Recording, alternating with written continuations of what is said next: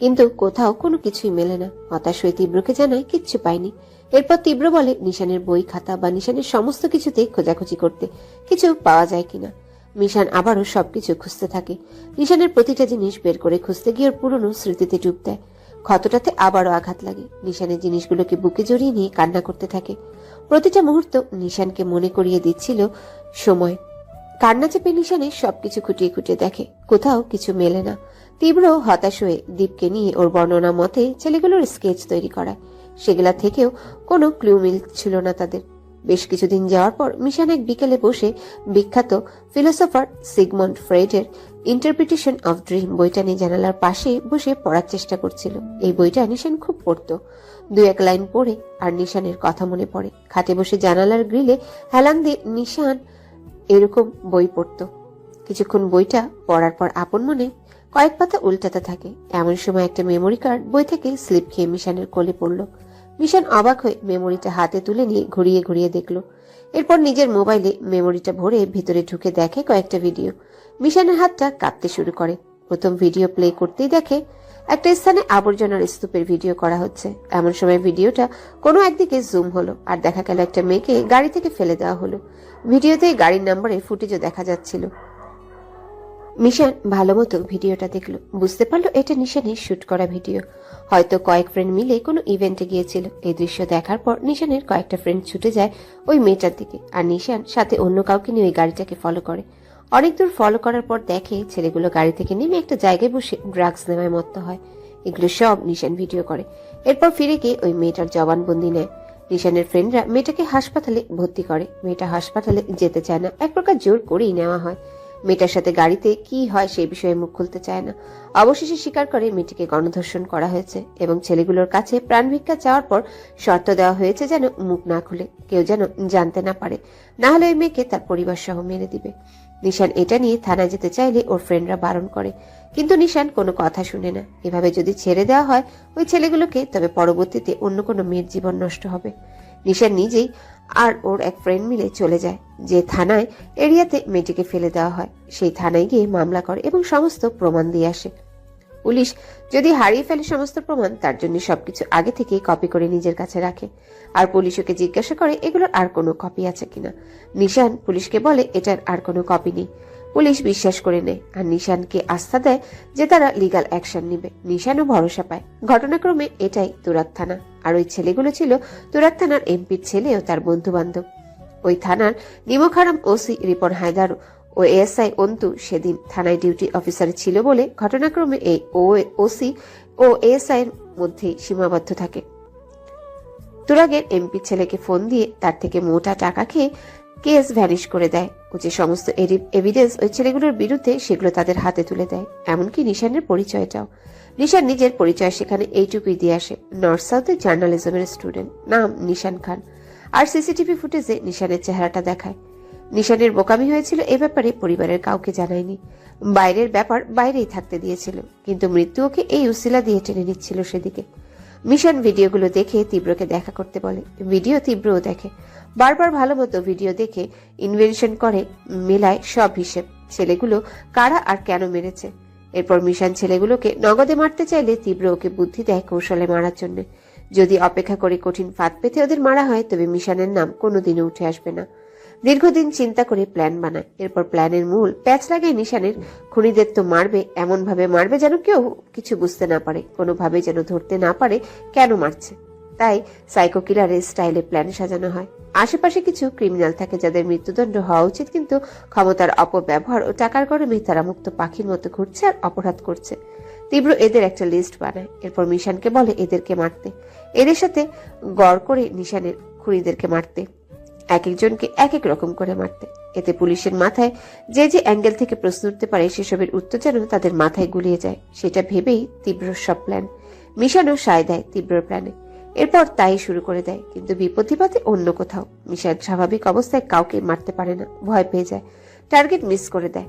তখন এসব থেকে বেরোতে মিশন আবার রেড ওয়াইনের সাথে বন্ধুত্ব করে। ড্রিঙ্ক করার পরই প্রফেশনাল ভাবে মারতে পারে। এভাবেই সময় নিয়ে সব গুছিয়ে এগিয়ে আসে আর ওদের কঠিন মৃত্যু দেয়। এই কাজে কেবলই দীপ আর তীব্র সাহায্য করে মিশনকে। কম্বল মুড়িয়ে সোফাতে ঘুমাচ্ছে মিশন। বেলা 12টা বেজে গেছে। তীব্র বাইরে থেকে কাজ শেষ দিয়ে গেস্ট হাউসে ফিরে দেখে মিশন এখনো ঘুমাচ্ছে। ও যে কাজে এখানে এসেছিল সে কাজটা হয়ে গেছে, যার জন্য ঢাকায় ফিরে যাবে এখন। মিশনের মুখের উপর থেকে কম্বল সরিয়ে চেহারা দেখে বুঝতে পারলো বেশ লম্বা ঘুমিয়ে দিয়েছে। হাতে জ্বলন্ত সিগারেট ছিল। মাথায় কুবুদ্ধি আটতে মিশনের ঠোঁটের ভাঁজে সিগারেট ঢুকিয়ে দিল। ঘুমের মাঝে নিঃশ্বাস নেওয়ার সময় সিগারেটের টান লেগে ধোঁয়া ঢুকে যায় মিশনের গলায়। ঘুম ভেঙে গিয়ে উঠে বসে অনবরত কাশতে থাকে। তীব্র ইচ্ছে করে এমন করেছে সেটা বুঝতে পারলো। চোখ বড় বড় করে তাকিয়ে মিশন বলে উঠল, মানুষের মধ্যে সামান্য মনুষ্যত্ব বোধ থাকে, আপনার মধ্যে ছিটে ফোটাও নেই। তার অমানুষ কোথাকার। ঘুম থেকে উঠে গিয়ে আবার মারের পুজো করতে চাস? দেবো? মিশন চোখ গরম করে তাকালো। যা ফ্রেশ হয়ে আয়, আমার কাজ শেষ হোক, তারপর ঢাকায় ফিরতে হবে। কার শেষ চলে যান, আমার জন্য অপেক্ষা করছেন কেন? ঘুম ভাঙলে আমিও চলে যেতাম। একসাথে গেলে কি সমস্যা আছে কোনো? আমার কোনো কিছুতেই কোনো সমস্যা নেই। সমস্যা তো যত আপনার। ফ্রেশ হয়ে এসো, ওয়াশরুমে নিমের ডাল আছে তোমার জন্য, ওটা দিয়ে ব্রাশ করে দাও। মিশন কম্বলের নিচ থেকে বেরিয়ে গায়ের জ্যাকেটটা খুলে সোফার উপর রেখে দিয়ে ওয়াশরুমে ঢুকে গেল। তীব্র নিজের কিছু জিনিস গুছিয়ে নিল। মিশন ওয়াশরুম থেকে বেরিয়ে রেডি হলো। স্যার, আমার সানগ্লাসটা ভেঙে গেছে, কিভাবে জানি না। তীব্র টিজ মেরে বলল। তুমি ঠিক আছো তো? মিশন ভ্রুকুচকে তাকালো। আমারটা নাও, ঢাকায় কি ফেরত দিয়ে দেবে। মিশন বিড়বিড় করে বলল, হার কিপটে কোথাকার। কিছু বললে? আপনার এমন অসীম আত্মত্যাগে আমি ধন্য স্যার। চলো। মাথায় ক্যাপ পড়তে পড়তে মিশন বেরিয়ে পড়ল। তীব্র বেরিয়ে গেল। বাইরে ফরেস্ট অফিসার গাড়ি নিয়ে অপেক্ষা করছিল। মিশন পেছনে বসলো। ফরেস্ট অফিসার ড্রাইভ করছিল, তীব্র তার পাশে বসেছিল। স্যার, ম্যাডামকে নিয়ে এসেছিলেন যখন, দুটো দিন থেকে ঘুরে যেতেন। ঘোরার অনেক সময় আছে, এখন না। আর উনি ডিপার্টমেন্টের জুনিয়র, সোলমেট না। ও সরি স্যার, মিসআন্ডারস্ট্যান্ডিং হয়ে গেছে। হতেই পারে, আসার সময় একা, যাওয়ার সময় দোক্কা, প্রশ্ন জাগতেই পারে মনে। আসলে ওর সাথে রাতে দেখা হয়েছিল, তাই বললাম হোটেল তো এখান থেকে বেশ দূরে, রাত হয়েছে, আমার সাথে এখান থেকে যেতে। তা স্যার, ওদিকে কি অবস্থা দেখলেন? আগেরগুলোর থেকে তো কোনো তথ্য বের করা গেল না। নেক্সট উইকে বান্দরবন যাব, তারপর দেখছি ব্যাপারটা। আমি কি বন বিভাগে জানিয়ে রাখবো স্যার? না, দরকার নেই। Okay sir. এয়ারপোর্টে এসে দুজন নেমে গেল। ফরেস্ট অফিসার বিদায় নিল। স্যার, খিদে পেয়েছে অনেক। আপনি তো সকালে পেট পুজো করে নিয়েছিলেন। এয়ারপোর্টের রেস্টুরেন্টে চলো, আমিও খাইনি এখনো, সকালে উঠে কাজে চলে গিয়েছিলাম। দুজন রেস্টুরেন্টের ভেতরে গেল। একটা খালি টেবিলের কাছে গিয়ে তীব্র সৌজন্যতা দেখিয়ে চেয়ারটা টান দিয়ে মিশানকে বসতে বলল। মিশান পিছনে ঘুরেও দেখলো না। চেয়ার নিজের দিকে টান না দিয়েই বসতে গিয়ে থপাস করে নিচে পড়ে যায়। মিশানের পড়ে যাওয়া দেখে তীব্র বেয়াক্কেল হয়ে গেল। মিশান ঠোঁট উল্টে তীব্রর দিকে তীক্ষ্ণ নজরে তাকিয়ে কাঁদো কাঁদো স্বরে বলল, এটা আপনার ম্যারেজ অ্যানিভার্সারি গিফট ছিল, তাই না? সব সময় ফজলাম ভালো লাগে না স্যার। আর আমি কি করলাম? তুমি দেখে বসবে না? চেয়ার টেনে দিয়েছে বলে এগিয়েও দিতে হবে? তীব্র মিশানের হাত ধরে উঠল। আপনি ইচ্ছে করে আমায় ফেলে দিয়েছেন, সব সময় আমার বেইজ্জতি করেন পাবলিক প্লেসে। আজকে এরকম জায়গায় আপনার বাড়াবাড়ি না করলেও পারতেন। তীব্র মিশানের কাঁধে আলতোভাবে হাত রাখতে রাখতে বলল, মিশান, তুমি ভুল বুঝছো, আমার এরকম কোনো ইচ্ছে ছিল না। আমি বুঝতে পারিনি চেয়ার টেনে দিলে এগিয়েও দিতে হয়। মাথা ঠান্ডা করো, তোমার খিদে পেয়েছে অনেক, বসে খাও। কাঁধ থেকে তীব্রর হাত সরিয়ে বলল, না, আমি খাবো না এখানে, বাইরের ফুটপাতের খাবার খাবো, আর আপনার সাথে যাবও না। এটা বলেই মিশান উল্টো হাঁটা। তীব্র মিশানের পেছনে ছুটে গিয়ে ওর হাতে ডানা ধরল। আরে মিশান, তুমি ভুল বুঝছো খামোখা। আরে আমি ইচ্ছে করে এমন করিনি বাবা। আচ্ছা, আমি আমার এই কাজে অনুতপ্ত, দয়া করে আসো, সিন ক্রিয়েট করো না, আশেপাশে কত মানুষ তাকিয়ে আছে। এর শোধ আমি নেব স্যার। ঠিক আছে, নিও, আমি পারমিশন দিলাম। এখন আসো খাই। প্লেন চলে গেলে খাবে নাকি নাকি প্লেনের ভেতরে যে খেয়ে যায় সেটার জন্য অপেক্ষা করছো? আসো, খাবে। মিশান ঝাঁকি দিয়ে তীব্রর হাত গায়ে থেকে ছাড়িয়ে, আপনি ঘুরে ফিরে কেন এই হাতের ডানাতে ধরেন? কত ব্যথা এখানে জানেন? ওরে আমার মা রে, আরে মাফ কর মা, ঈশা খা। মিশানকে বলে কয়ে শান্ত করে নিয়ে খেতে বসলো। বরাবরের মতোই মিশানের প্রচন্ড খিদে পেলেও খুব একটা খেতে পারে না। বেশ ভালো রকম খাবারই অর্ডার করা হয়েছিল। তীব্র চুপচাপ খেয়ে যাচ্ছে। মিশান একটু খেয়েই হাঁপিয়ে গেছে। ঘুরে ফিরে তীব্র মিশানের উপকার করলেও ওদের সম্পর্ক দা আর মাছ। এরকম হওয়ার কারণ আছে। তীব্র স্বভাবগতই তেতো টাইপের। ও ভালো কথা বললেও মনে হয় ঝগড়া করার চেষ্টা করছে। তার উপর একরোখা তেরামো স্বভাব তো আছেই। নিজে বেয়াদবি করলে ওর সাথে অন্য কেউ বেয়াদবি করলে সেটা মানতে পারে না। মুখে মধু লাগে কথা বলা তীব্রর ক্যারেক্টারে লেখা নেই। আর কেউ ওর সামনে সাধু সাজবে এরকমটাও তীব্রর কাছে খুবই বিরক্ত লাগে।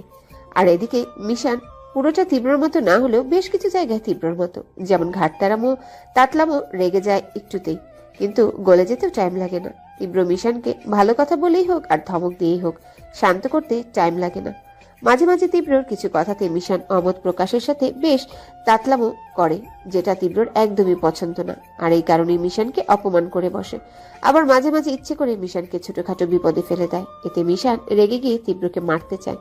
বেশ কয়েকবার চেষ্টা করেছে তীব্রকে মারার, কিন্তু তীব্রকে মারা তো এত সহজ না। এখানে দুজন দুজনের উপর দিয়ে মিশানকে বিপদে ফেলে তীব্র কি মজা পায় সে উত্তর অজানা। নিজের কাজ 10টা করিয়ে মিশানের কাজ একটা সফল হয়, এটাতে মিশান দ্বিমত প্রকাশ করে।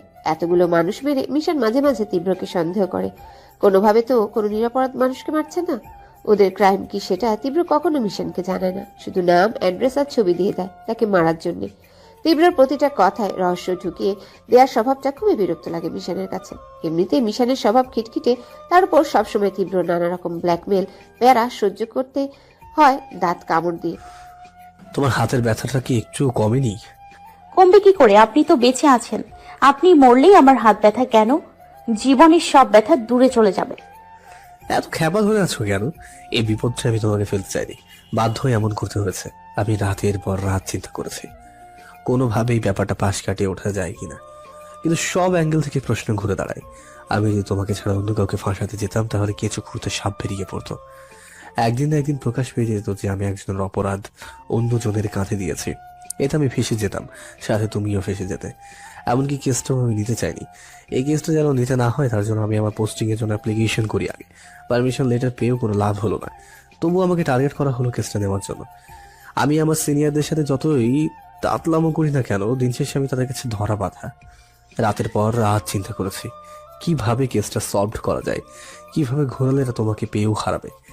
একটা প্ল্যান বাস্তবায়নের থেকে সেই প্ল্যানটা আঁকানোর সব থেকে বেশি কঠিন, জানো সেটা? খামোকা ভুল বুঝে রাগ বসে রাখছো। আমি কি আপনার কাছে জানতে চেয়েছি এত এক্সপ্লেনেশন? যা করেছেন তা তো হয়েই গেছে।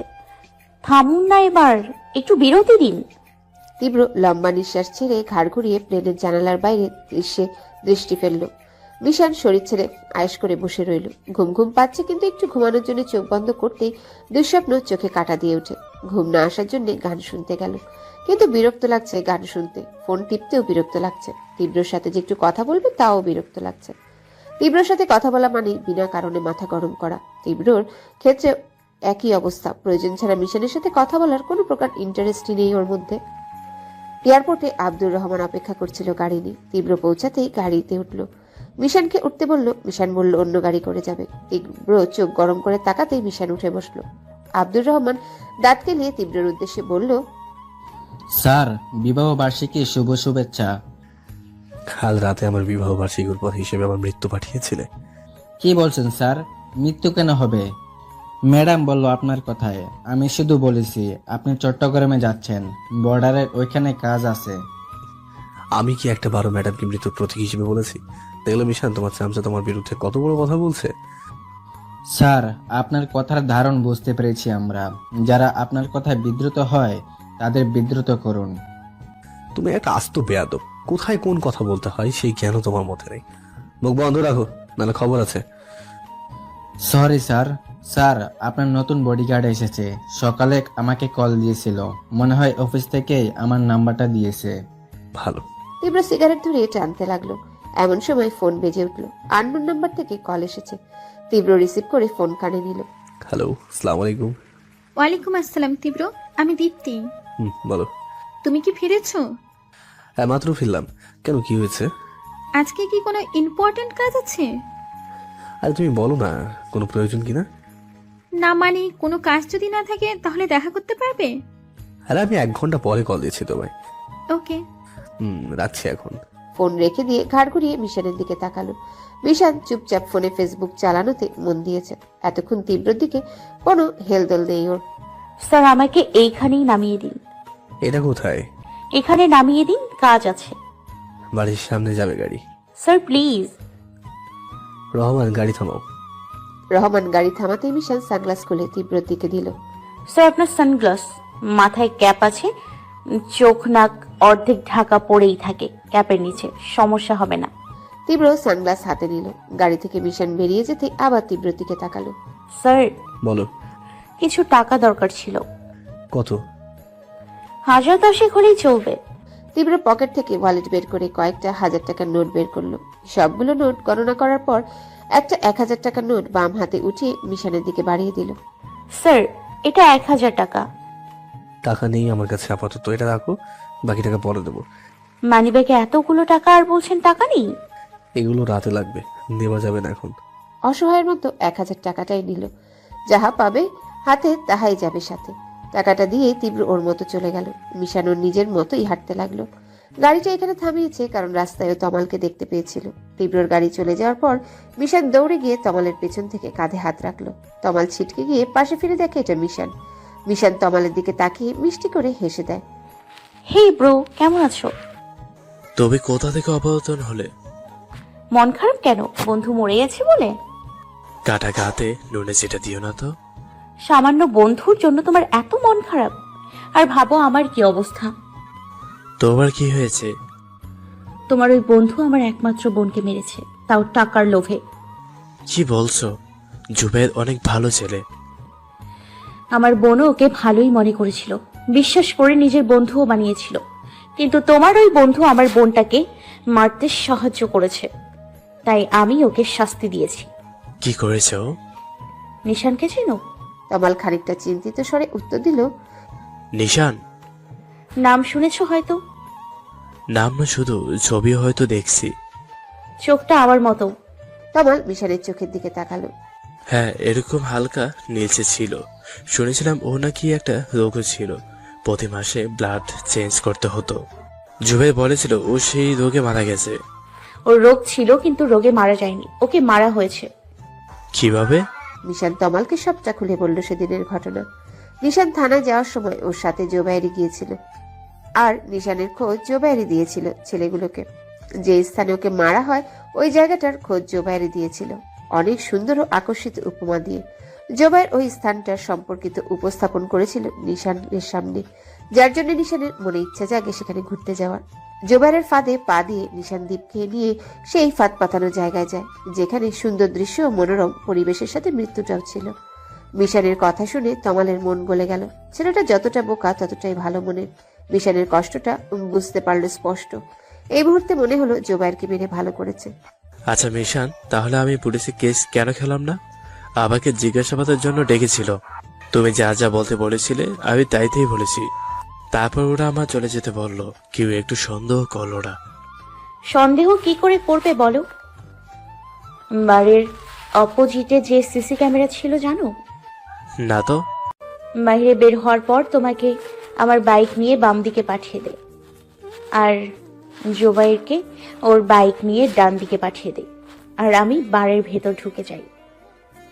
ওই বার থেকে ডান পাশের রোডে 1 কিলোমিটার দূরে আরেকটা সিসি ক্যামেরা আছে, সেখানেও দেখা গেছে জোবাইর একা একা বাইক চালিয়ে কোথাও যাচ্ছে, আর আমি বাড়ির পেছনের গেট দিয়ে অন্য রোডের ওপর দিয়ে শর্টকাট দিয়ে দাঁড়াই, আর সেখানে জোবাইর এসে আমায় পিক করে।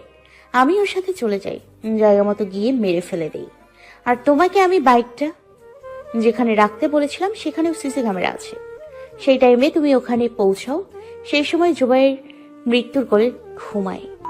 বাবা রে, এটা তো হল মুভি বানিয়ে দিয়েছ। আল্লাহ গো, কি প্ল্যান! আচ্ছা, আমি তো জুবাইরের ফ্রেন্ড, তাহলে তুমি আমাকেও তো ফাঁসাতে পারতে, ছেড়ে দিলে কেন? কারণ তুমি গুড বয়, কারোর কোনো ক্ষতি করো না। তুমি যে পুলিশের সামনে মুখ খুলবে না সেটাও আমি জানতাম, আর মুখ খুললেও তোমাকে ফাঁসাতে আমার 1-2 সেকেন্ড লাগবে না। আজ সকালেও ভেবেছিলাম থানায় গিয়ে পুলিশকে সবটা খুলে বলে আসি, কিন্তু তোমার ট্রেজারি সেন্টার শুনে মনে হলো জুবাইরের এই শাস্তি প্রাপ্য ছিল। আমার টিউশনের বেতনটা এখনো পাইনি, কয়েকদিন পরে যাই। আরে তোমার বেতন দিয়ে আমি কি করব? ট্রিট আমার পক্ষ থেকে। তুমি খাওয়াবে? হুম। কি খাওয়াবে?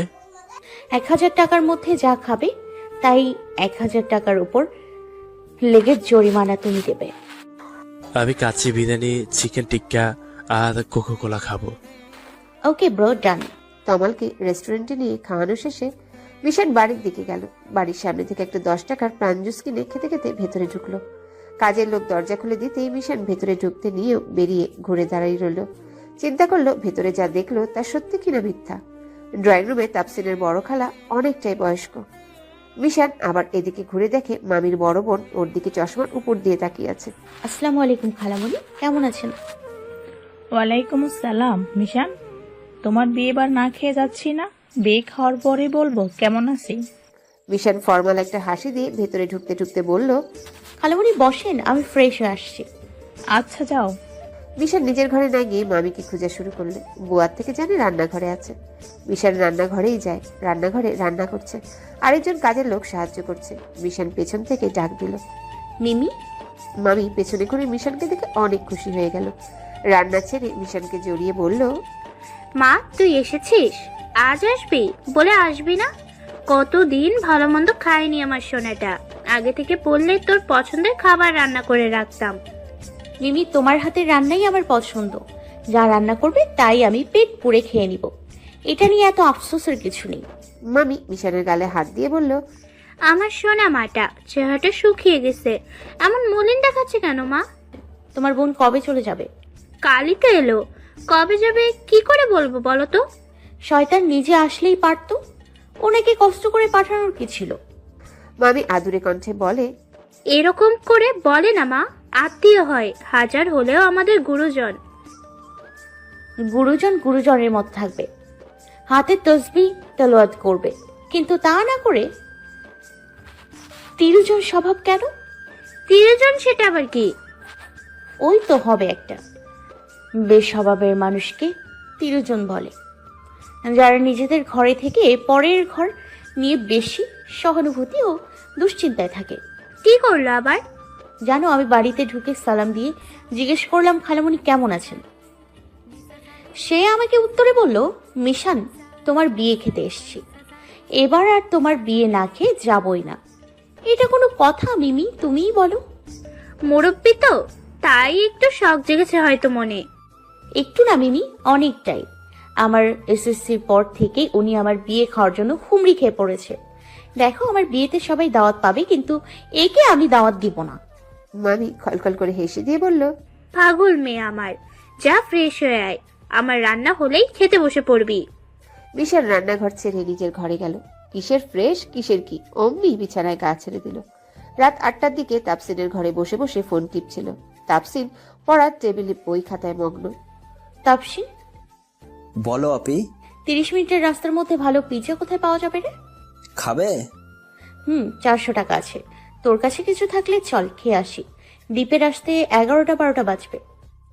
আমার চেনা জানার মধ্যে একটা নতুন রেস্টুরেন্ট হয়েছে, ভেতরে যা সুন্দর দেখতে আপি, যেমন পরিবেশ তেমন তার খাবার, আর কর্তৃপক্ষের ব্যবহারও খুব ভালো। তাহলে ওখানে খরচ বেশি পড়বে। আরে আপি না, প্রতিটা খাবারের মান হাই কোয়ালিটি, কিন্তু দাম একদম সহজলভ্য। চলো যাই। সুইমিং পুলের সাইডে আধো আধো আলোতে রোমান্টিক টোনের সাথে 10 আউট অফ 10 রেটিং এর পিৎজা। যেভাবে বললি তাতে যাওয়া উচিত ওখানে। যদি এক্সপেকটেশন ভার্সেস রিয়েলিটি হয়ে যায় তাহলে কি হবে জানিস তো? আমি 100% গ্যারান্টি দিচ্ছি। কোথায় এটা? যমুনা ফিউচারের এরিয়াতেই। চল তাহলে, বই খাতা রেখে বের হ। মামিকে জানিয়ে তাপসিনকে নিয়ে বেরিয়ে গেল। দীপের গাড়ি রেখে বাইক নিয়ে গেছে দীপ, তাই বাধ্য হয়ে ওর গাড়ি নিয়ে বের হলো মিশন আর তাপসিন। তাপসিনের ডিরেকশন মতো জায়গাটাতে পৌঁছালো। ভেতরে ঢুকে দেখলো তাপসিন যেভাবে বলেছিল ঠিক সেরকমই। একটা সুইমিং পুলের চারিপাশে বড় বড় কালারফুল টবে ফুল গাছ লাগানো, চারিপাশে সবুজ রঙের আলো, আরো নানা রকম সাজসজ্জা।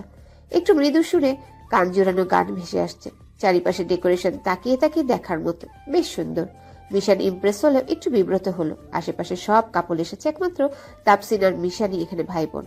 এদিক ওদিক তাকাতাকি করে দেখছে চারিপাশ। এমন সময় তাপসিন হাতে টোকা দিয়ে বলল, আপি আপি আপি। কি হয়েছে? আরে তোমার বাম কাঁধ বরাবর একটা টেবিলে তীব্র ভাই একা একা বসে আছে। উনি কি করে জানে তুমি কখন কোথায় যাও? কি বলছিস? এখানেও? মিশন চোখ ঘুরে তাকে দেখে তীব্র একটা চেয়ারের উপর পা তুলে বসে এক হাত দিয়ে ফোন টিপছে আর এক হাত দিয়ে সিগারেট টানছে। মিশন গলায় ঝোলানো ওড়না দিয়ে মাথার মধ্যে লম্বা একটা ঘোমটা দিয়ে বলল, তোর চেয়ারটা ঘুরিয়ে অন্যদিকে মুখ করে থাক, যাতে দেখতে না পায় আমাদের। শালা কবরে গেলেও পিছু ছাড়বে না। তীব্র বসে বসে অপেক্ষা করছে কারোর জন্য। বরাবরই তীব্রের জন্য মানুষ অপেক্ষা করে, কিন্তু আজই উল্টো দেখা যাচ্ছে। এখানে তীব্র কোনো জরুরি কাজে আসেনি। দীপ্তি এমনভাবে ডেকেছে মনে হচ্ছে কোনো জরুরি প্রয়োজনে ডেকেছে। তীব্র কোনো খারাপ উদ্দেশ্যে আসেনি এখানে। প্লেসটাও দীপ্তির বলে দেওয়া। তীব্র এখান দিয়েই যাচ্ছিল, তাই উল্টো যেন আসতে না হয় সেজন্য এখানেই বসে আছে। প্রায় 10 মিনিট অপেক্ষার পর দীপ্তিকে আসতে দেখলো। দীপ্তি অনেকটাই তাড়াহুড়ো করে আসছিল। দীপ্তিকে দেখতে বেশ মাধুরীময় লাগছে। নীল সাদার কম্বিনেশনে শাড়ির সাথে মিলিয়ে সাজগোজ করে এসেছে। রাত করে এইভাবে সেজে এসেছে কেন এই মেয়ে? বিয়ের আসর থেকে পালিয়ে আসেনি তো আবার? এখানেও সেই সাদাই পড়তে হয়েছে আজও। কথাগুলো তীব্র মনে মনে বলছে। দীপ্তি সামনে এসে দাঁড়ালো। হাই। তীব্র ওর দিকে এক পলক তাকিয়ে স্বাভাবিকভাবে বলল, বসো। সরি লেট হওয়ার জন্য, রাস্তায় জ্যামে পড়েছিলাম তো। মোবাইলের স্ক্রিনে চোখ রেখে উত্তর দিল। It's okay. দীপ্তি বসতে বসতে আবারও বলল, আই এম সো সরি তীব্র, তোমার টাইম ওয়েস্ট করার জন্য। আরে বাবা ইটস ওকে। কেন বারবার সরি সরি করছো? ইংরেজরা দেশ ছাড়ার সময় সবকিছু নিয়ে গেলেও এই সরি শব্দটা ভুলে ফেলে গেছে, যার জন্য বাঙালির সস্তায় পেয়ে যখন তখন সরি শব্দটা ইউজ করে। দীপ্তি লাজুক হেসে দিয়ে বলল, ওকে আর বলবো না। বলো কি জন্য ডেকেছিলে? তোমার কি কোনো তাড়া আছে, মানে কোনো কাজ আছে? না, ফ্রি আছি, বলো। তাহলেই তো হলো, তোমার সাথে এমনি 1 কাপ কফি খাওয়ার ইচ্ছে ছিল। কফি কেন? ডিনারই করো, সমস্যা নেই। না না, আজ কফি খাবো, ডিনার অন্য দিন। Okay, as you wish. By the way, তুমি কি কোনো অনুষ্ঠানে যাবে নাকি কোনো অনুষ্ঠান থেকে এলে? কোনটা? কেন? না মানে আগে কখনো তোমাকে এইভাবে সাজতে দেখিনি তো, তাই। না এমনি, তোমার সাথে ফার্স্ট টাইম মিট করব বলে হালকা সেজেছি। হালকা সাজ? ফার্স্ট টাইম মিট কোথায়? তোমার সাথে সেই ছোটবেলা থেকে দেখা হচ্ছে। সেকাল আর একালের অনেক পার্থক্য আছে। চোখ কুচকে তাকিয়ে তীব্র প্রশ্ন করল, কি পার্থক্য? তুমি কি সত্যি বোঝো না তীব্র? তীব্র একটু চুপ হয়ে গেল। দীপ্তি ঠিক কি বুঝাতে চাইছে জিজ্ঞেস করলে যদি উত্তর না পায় সেটা ভেবে এড়িয়ে গেল টপিক। অর্ডার দিই? শিওর। তীব্র ওয়েটারকে ডেকে 2 কাপ ক্যাপুচিনো অর্ডার করলো। তীব্রকে একটা মেয়ের সাথে কথা বলতে দেখে তাপসিন বড় বড় করে তাকে মিশানকে বলল, আপি গো, দেখো ভাইয়া একটা মেয়ের সাথে কথা বলছে। বৃন্দাবন যাক, আমার তাতে কি? আরে একটাবার দেখো তো, মনে হচ্ছে গার্লফ্রেন্ডের সাথে ডেটিং এসেছে। মিশান চোখ ঘুরিয়ে দেখলো ব্যাপারটা। এতে মিশানের চিলতে পরিমাণও কিচ্ছু যায় আসে না। বাহ, মেয়েটা দেখতে মাশাআল্লাহ, ওনার সাথে মানাবে। দোয়া কর যেন এখান থেকে বেরিয়ে দুজন কাজী অফিসে যায় আর আমার মুক্তি মেলে। আপি যতই বলো, তোমারই বর অন্য একটা মেয়ের সাথে, তাও আবার তোমারই সামনে প্রেম করছে। মিশান কিছুক্ষণ থেমে থেকে তাপসিনের দিকে ঝুঁকে বলল, প্রেম করছে? তাই তো আপি। তুই শিওর?